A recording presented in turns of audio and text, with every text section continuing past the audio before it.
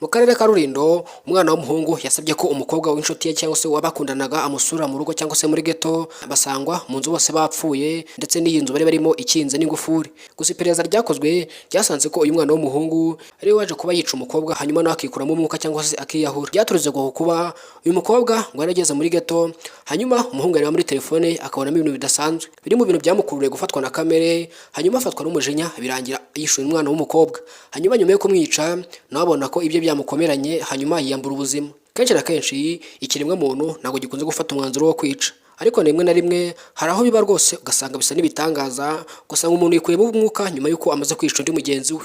Ntabwo bikunze kuba ku bantu benshi, gusa bake bibayeho bivuga yuko bafite ikibazo mu mutwe, cyane cyane ko aba ari ikibazo cy'imitekerereze bamaranye igihe kinini cyane, aho bakuye muri sosiyete runaka aho barerewe cyangwa se ahandi hantu hatandukanye.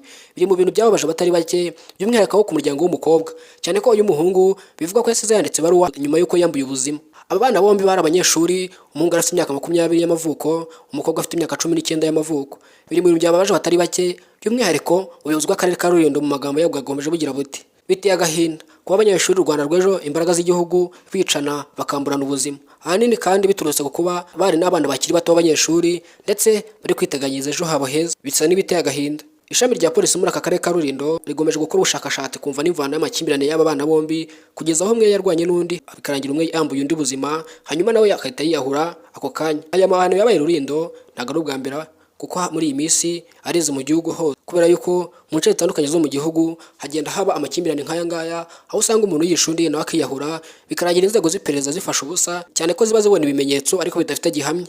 Zisanga abantu bicanye gusa ntawe uba ugihari ugitera kuko ngo uzamubaza ngo byagenze bite. Gusa leta y'u Rwanda yateje imbere iperereza n'ibimenyetso bya gihanga, aho bagenda bagapima bakareba uko byagenze, gusa nabwo ntabwo bibaho ibimenyetso byuzuye 100%. Nshuti bakunzi, mudasaba gukurikirana amakuru n'ibiganiro byacu. Ay'uyu munsi ntaho tuyasoreje. Nimba uri mushyashya kuri iyi chaîne ya YouTube, hano wisanze ni kuri Taifa Rwanda. Komeza ubane natwe umunsi ku wundi ukurikirana amakuru meza kandi yizewe. Naho ubutaha.